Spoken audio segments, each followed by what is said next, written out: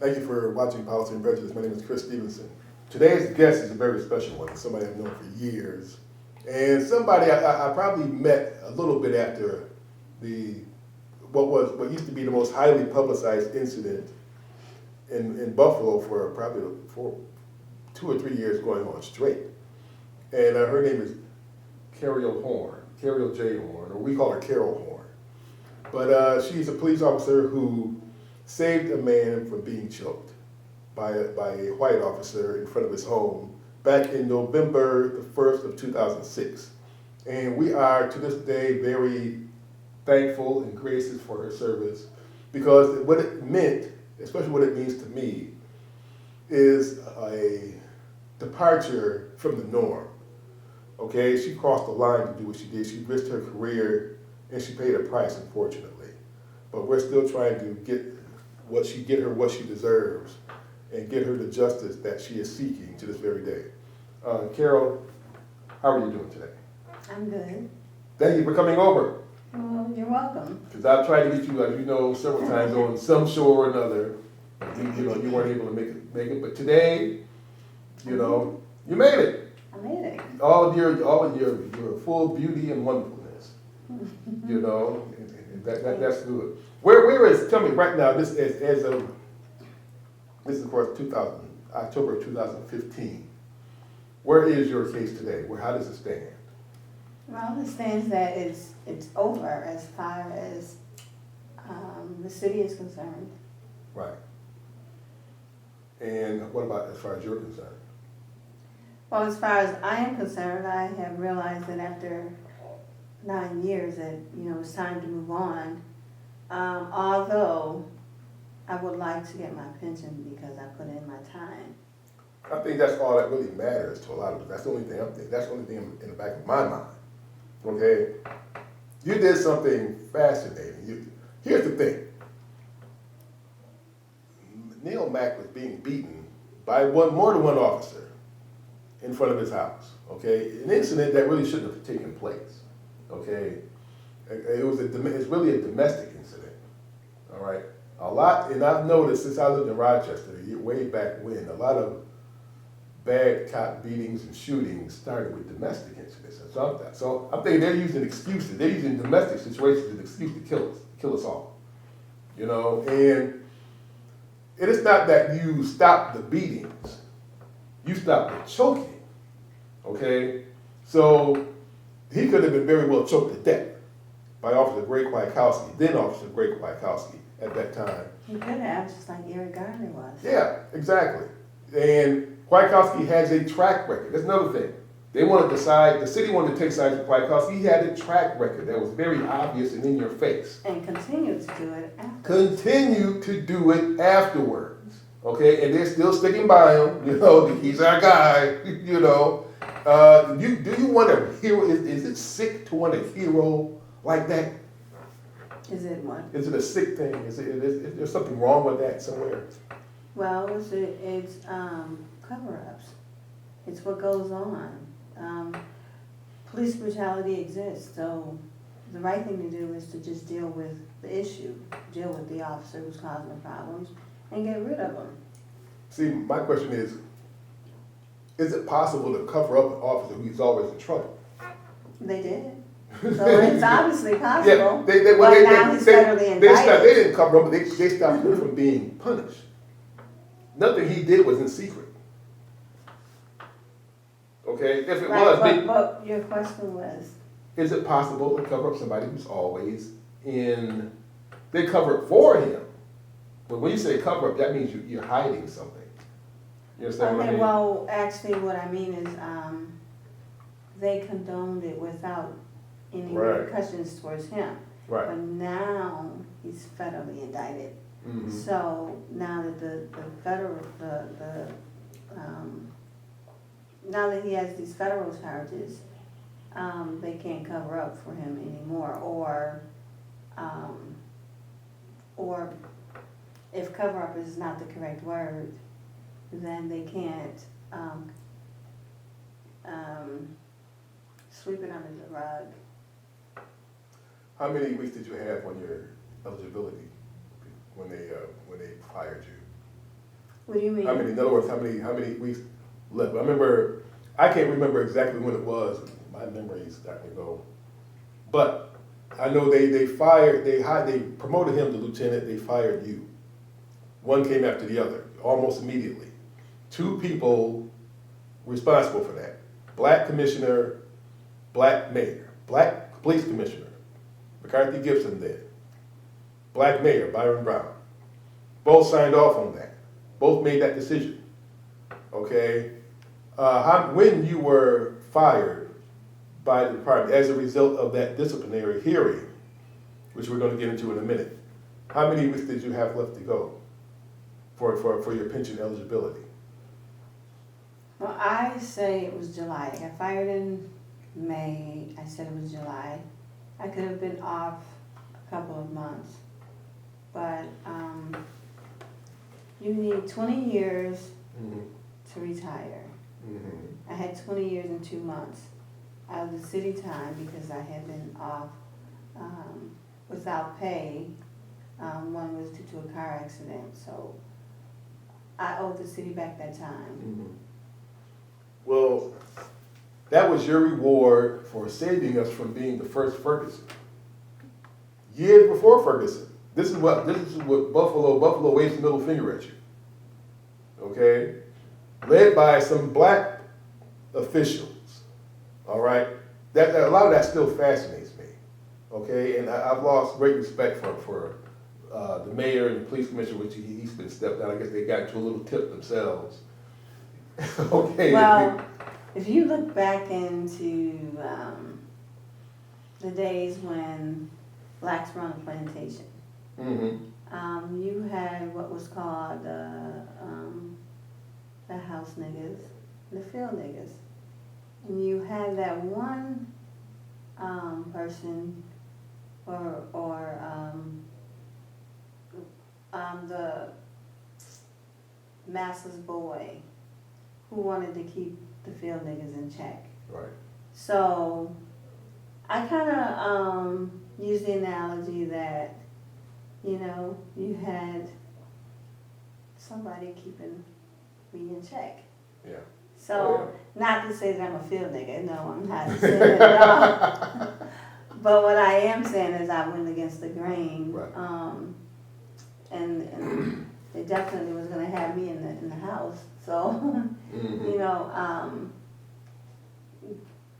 basically, I just feel like some people knew their place and they felt like I was out of place. Like, who was I to stop this white officer from choking this black handcuffed man? Yeah. It's like, so that's why I equated it to a plantation, because as insane as it sounds, it's like. But it sounds insane. But believe it or not, before you got here, we were discussing that in the other studio, Pat Freeman and I, because he raised the point of. We both raised the point regarding what Malcolm X called he said Malcolm X, when he was alive, he said there's a black revolution and then there's a Negro revolution, which is essentially the same thing. He said black revolution is let's take our own liberty. Negro revolution, let's sit at some lunch counters and get them to like us and see if we can see if they can take the colors off the toilet. We can take a shit next to them. That's the Negro revolution. Or as if their toilet is better or their water fountain is better. But right. The point is, and you still have that today, and it's clearly in your case. Right. But like in my case, like you said, the police commissioner who was eventually fired by the mayor, and the mayor signed off on Greg and his wrongdoings. Yeah. So, I think. hold on. The point that I was making was that, so it's not like, for me, it wasn't a black and white issue, because Greg was wrong and they were wrong for sticking up for him. And the mayor said to me, I believe that you believe that you did the right thing. Was that the last meeting you had where you told me you had to meet him that afternoon a couple of months ago? Yes. That's what he told you? Yes. So I said, you believe that I believe that I did the right thing? So everything, him choking another on-duty officer, as a lieutenant, or him being a lieutenant, where these two guys shoot He's really trying to guys, disassociate himself from it. the guys shoot, Yeah. so the other officers shoot the teenagers with a BB gun. You know, all of that is not, that doesn't convince you that maybe I did the right thing, but either way it goes, it is what it is, because he's not gonna give me my pension. But it's not really left up. Is it really left up to him? Is it that in his power? Well, I'm told that it's between him, the council president, and the state comptroller. I know. The state controller. I understand. Right. So that's what I'm told. That But the state they all controller can have go a- revoke. It's not even going to revoke it. It's not even in their department. He can just, you know what I'm saying?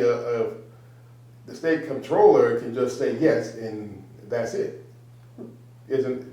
Well, right? if that was the case, then I need to be like at the state comptroller, showing him all of the evidence. Yeah. You know, that I'm speaking about. And actually, everything that I speak about, I have the paperwork to prove it. But I should have said, is Byron able to say that with a straight face? Yeah, his face was pretty straight when he said it, so. Holy freaking moly. You know, that's amazing. He's It's a absolutely politician. amazing. He's a politician. Yeah, a trained Mhm. politician. A Very, politician very well trained. who, if I recall correctly, received funding from Greg Whitekowski way back when he was a councilman. Oh. I do. As a matter of fact, I went one day. I spent hours inside. If I might be incorrect, but I do know. I think there is some history there You might be incorrect about what? about that. But I think I'm pretty sure I went. I was told this, but then I went and checked it out myself. Did you find anything? Yes, I spent about a whole afternoon Well, if you found something, why would you at the Board of Elections. Well, if you found something, why would you think that you were incorrect? Because that's a hell of a statement to make. Not if you Okay. found evidence. I understand, but it's been long ago since I found the evidence.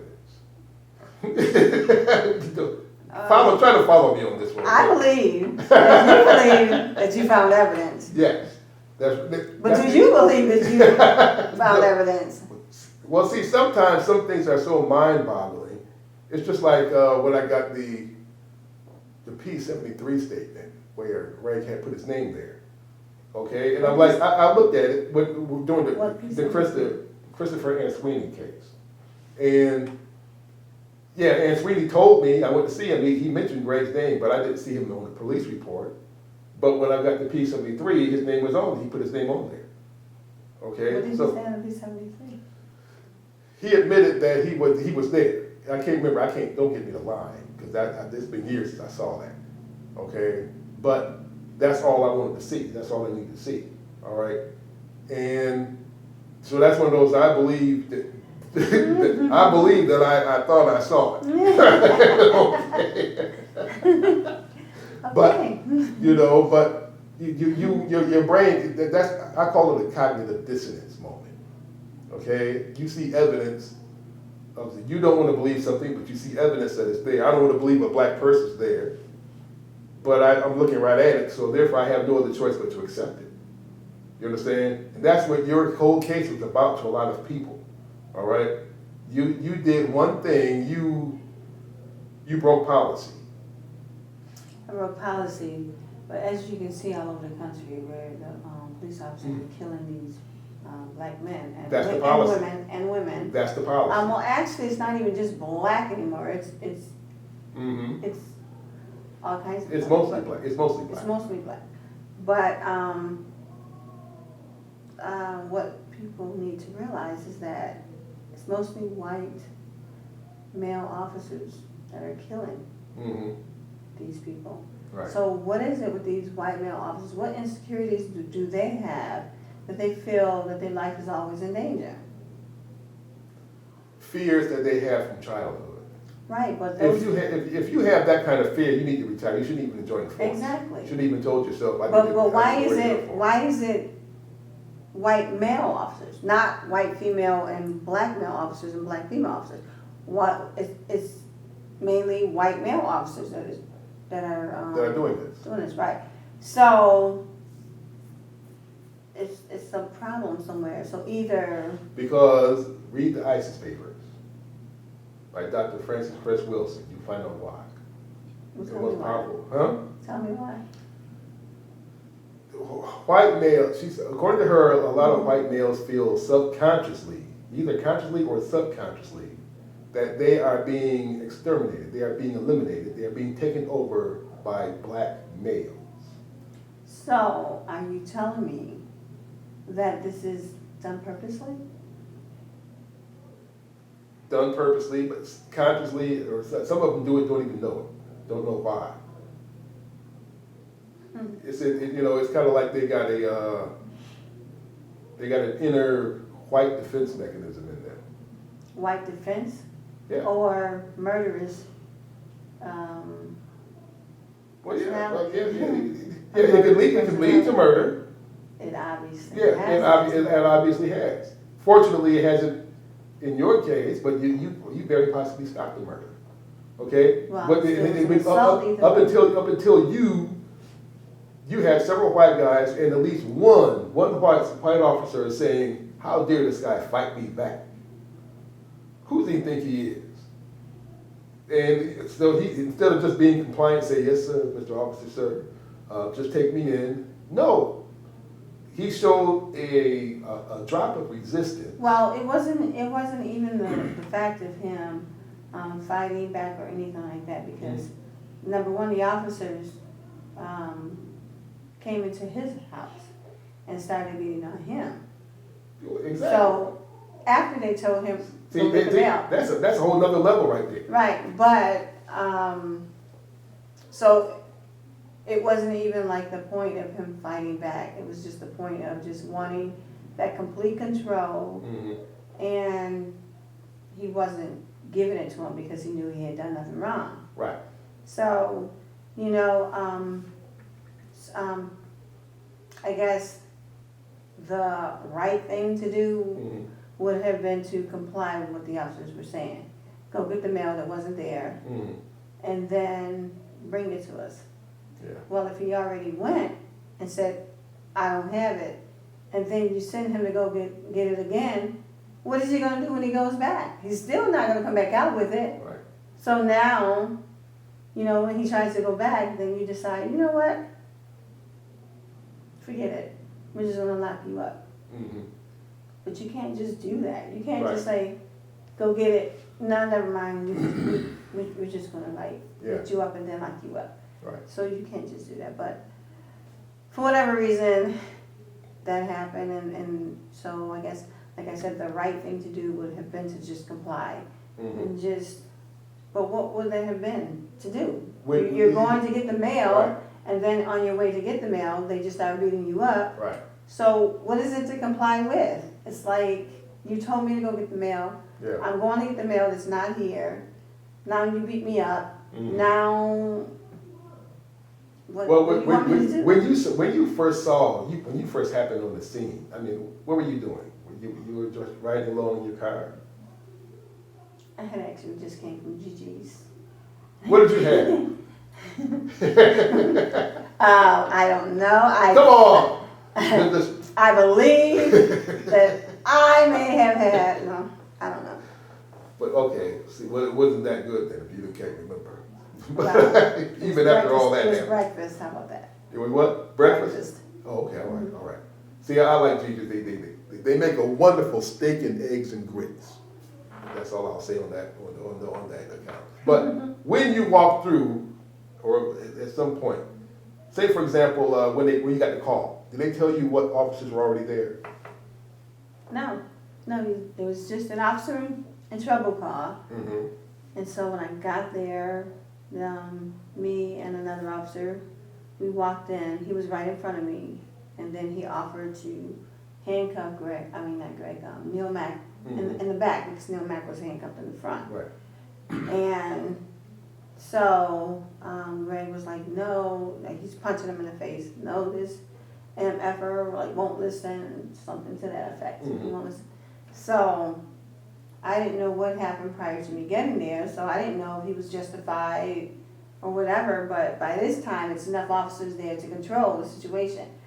I didn't see who the other officers were that were in the other room, which it was Lieutenant Brinkworth. And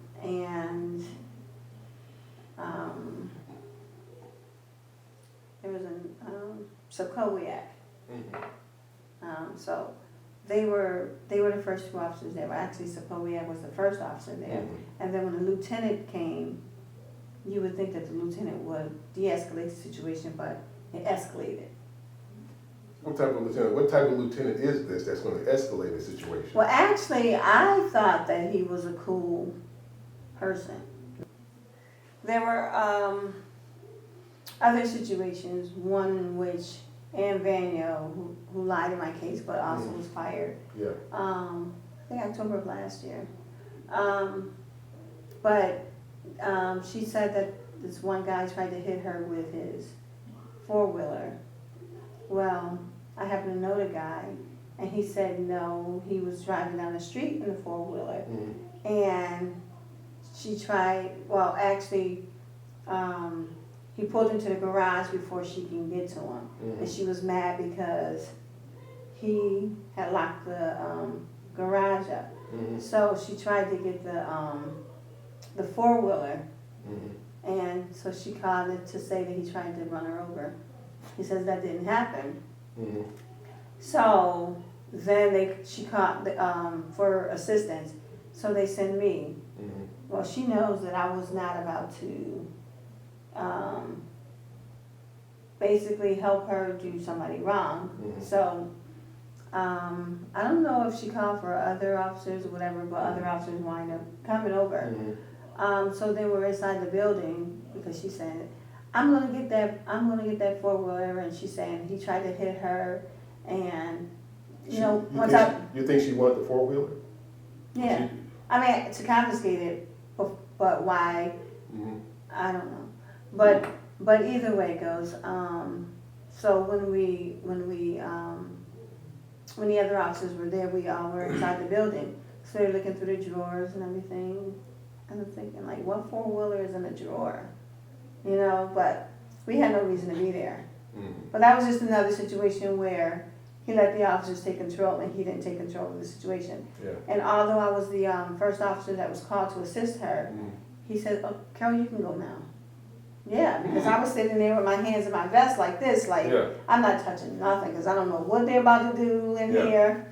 And then there was another situation where there was a family that I knew, and the teenage son was acting up.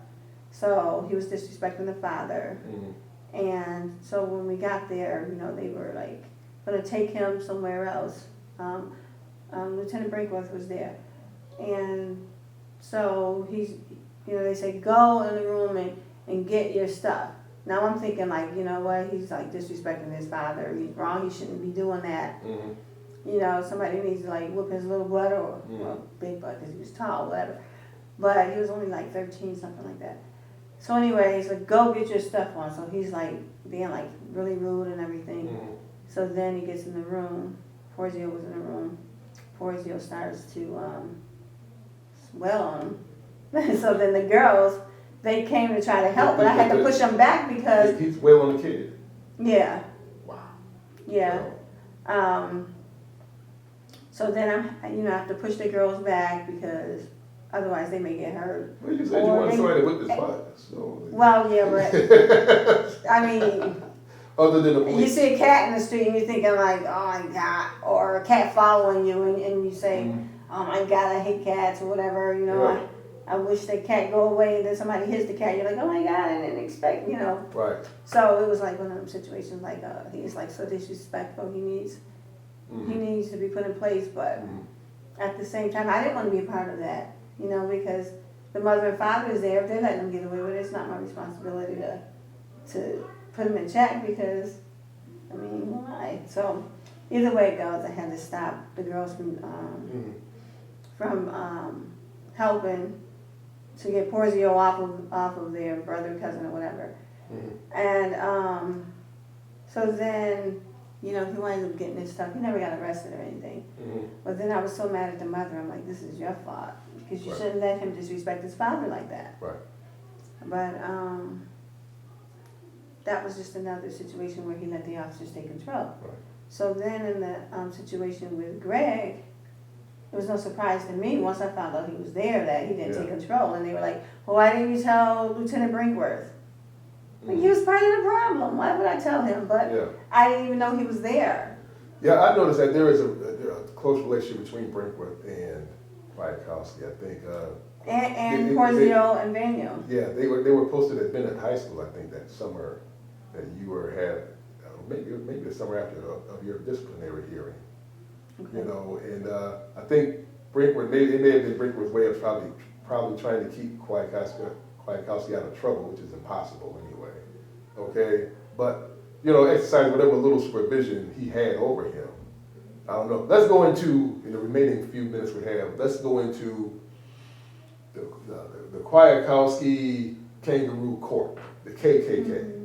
When he sues Pendergrass over some statements he made, in part to me, what were stuff I printed over. Well, he got a $65,000 judgment against me because free money. Because I didn't show up for court. Free money. But I did not show up for court because the lawyer that I had at the time, Robert Sims, did not notify me that I had court. And I had told her previously, if there's any court dates, I want to know about them because I want to show up. She said, well, you don't have to show up to everything. And I said, well, I want to because I want to know what's going on. She never notified me, so I didn't know there was court. Right. And so he got a judgment against me because of that. You think there was a little fix involved in that to some degree? Of course I do, because I lost every single case. Good. She took every case that I had and lost every case that I had. How did Judge Sims get involved? Well, she got involved because I saw her at a community event. And so she asked me about the case, and I told her I didn't have a lawyer. She told me to come see her. I went to see her, and basically we talked about, you know, the cases, and Tony was no longer my lawyer. So I figured she was a judge that she would know the ins and outs of the court. Yeah.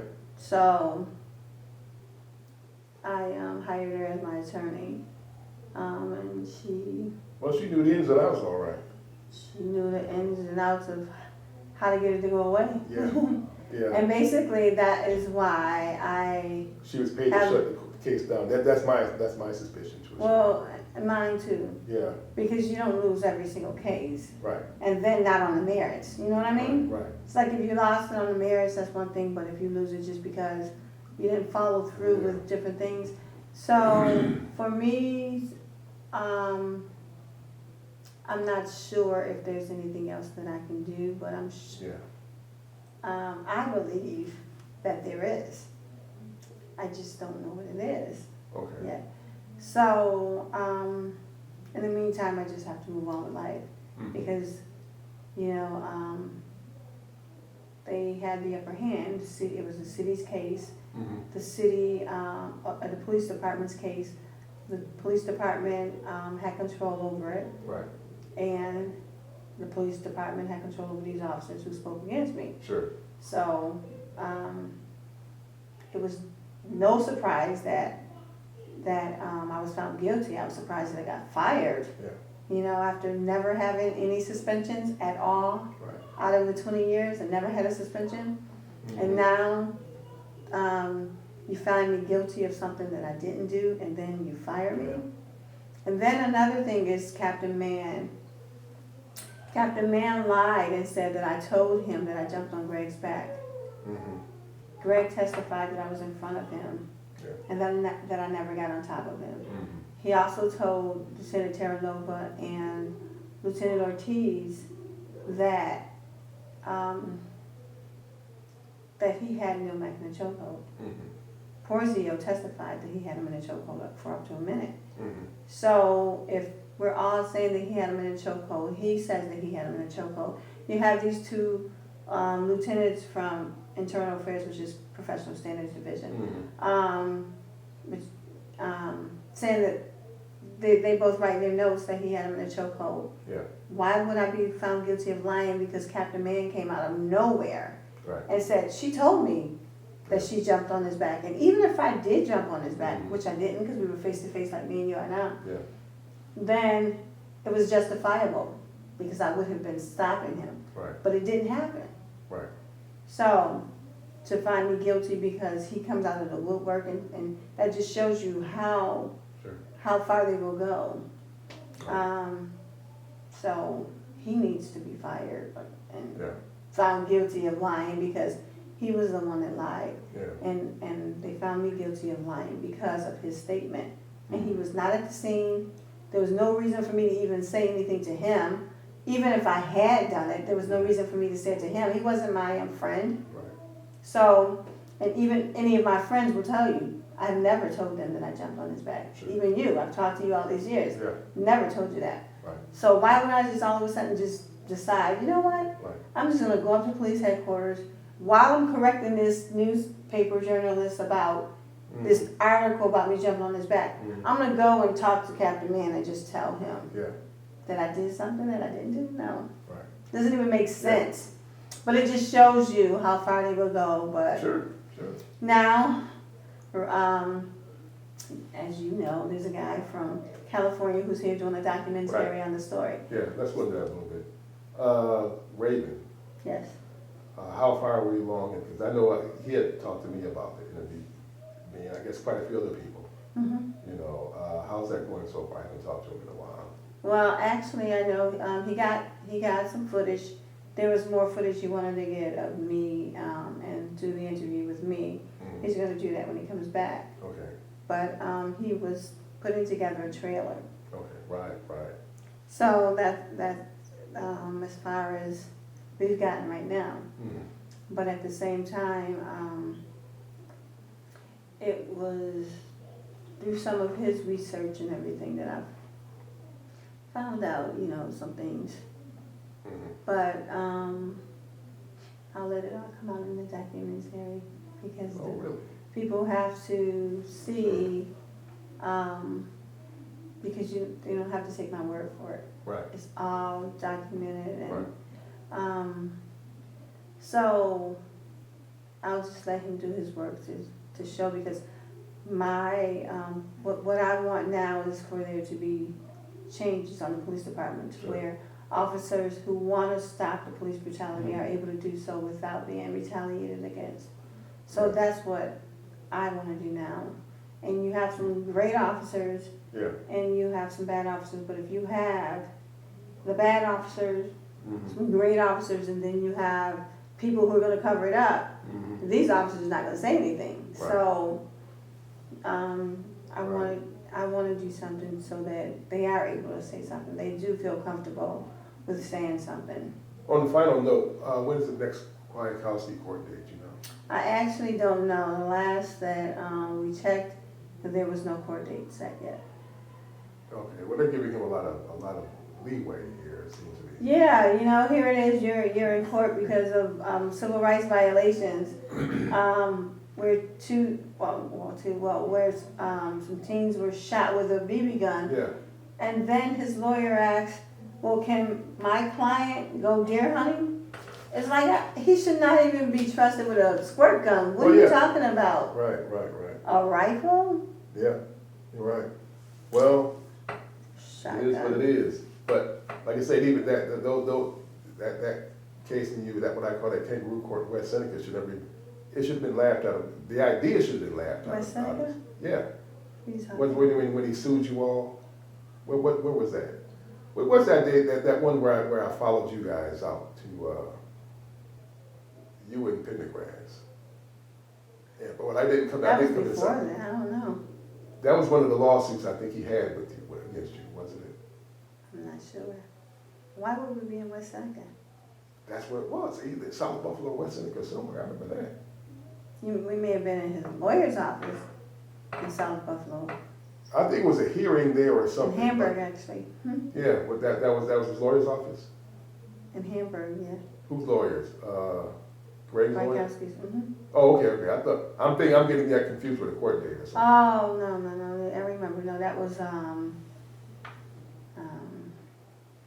We had to give statements. I'm trying to think of the correct word for it. But we had to give statements. Yeah, but see, it shouldn't even have gone that far, I think, shouldn't it? It never should have, but the point is, the police department, Yeah, covered up for him, so somebody should be held liable for that. right. Especially for the lying, you Yeah. know? But it is what it is, and, I mean, I see some improvement on the police department, you Yeah. know? There are more,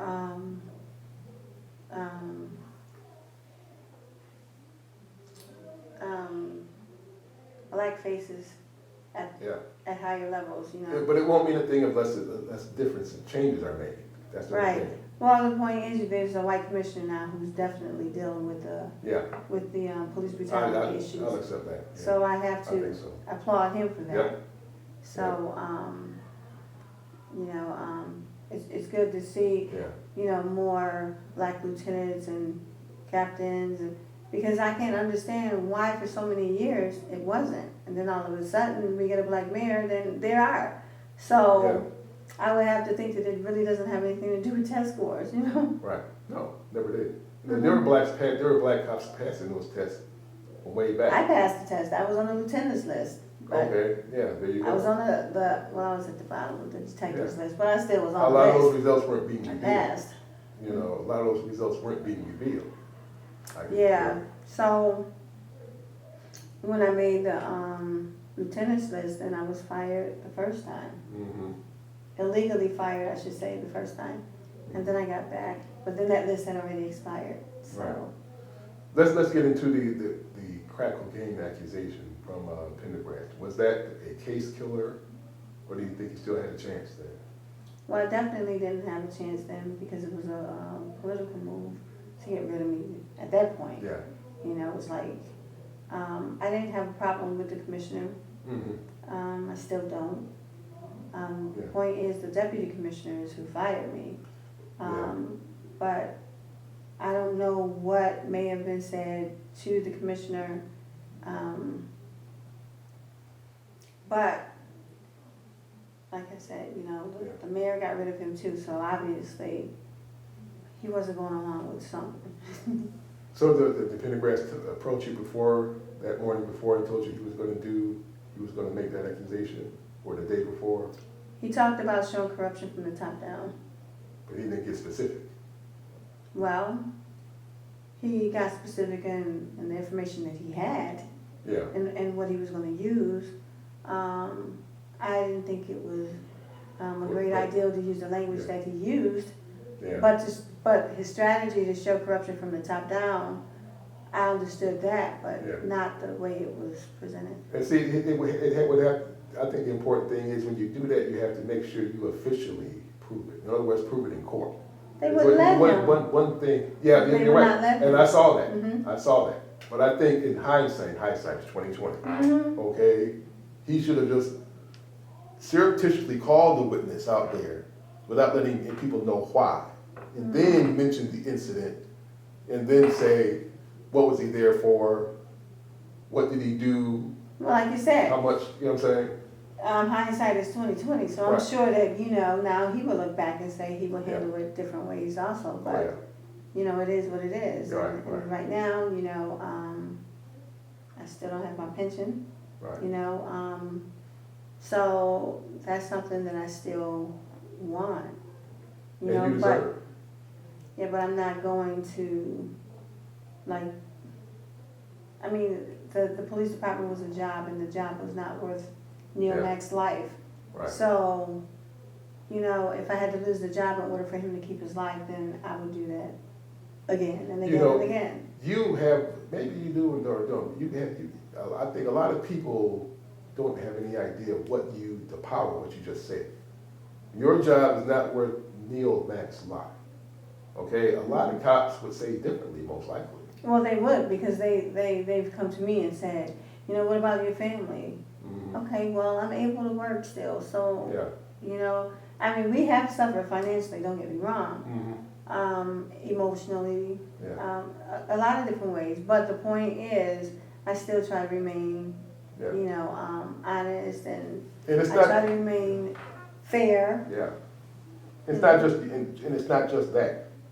is Greg Piakowski worth all that protection? Okay? But you have to ask the police department that question, because it obviously, Because he's not just was. working, yeah, because all the cases, there's probably more than way more than I can count. It has to go up in the legal expenses. well, he was It has under to go up federal into- charges before, along with Think of the Colonel legal Cheney. expenses. Do you hear me? Yeah, he was under federal charges before. It was Colonel Cheney. Colonel Cheney, you know, and I hear about the Black Glove gang back in the '80s. He was part of whatever. I had one lady tell me about that or something. Yeah, the stuff goes way back. You understand? So they're saying you're worth. I don't think they would hire you and say you're worth us spending hundreds of thousands or tens of millions in court fees. Would you like to work for us for 20 years? Well, first of all, they were taking dues out of our paycheck. Yeah. If you made more money than I made, you pay more dues than I did. Which, Right. if you're a police officer, it should be one set price. Sure. It shouldn't be up here and down here. But it was. So And as far as I know, it still is. Yeah. So that wasn't I can right. picture the union doing that. Yeah. That. So they had the money Right. to pay for him, Right. you know, so it was nothing. It was like, Okay, with nothing there. yeah, it was like, take her pension and pay his bill, you know? So it's like, Yeah, because that's a huge chunk of his pension. It should have been. well, I'm sure that he's living pretty nice right now. Oh, of course. Mhm. Thank you for coming on to the show. No problem. It's been an honor to have you. And we're going to let's work on getting that pension. Let's do that. You know, because it's definitely something you work for. It's not a question of giving it to you. It's your money. You see, Yeah. it's your money. Well, I'm gonna spend it now. Oh, yeah. And you will. I want You my will. children, my grandchildren to spend it. Yes. Thank you for watching Policy and Prejudice. My name is Chris Stevenson. On behalf of Carol Horne and WUFO and clbTV, you all have a very safe week.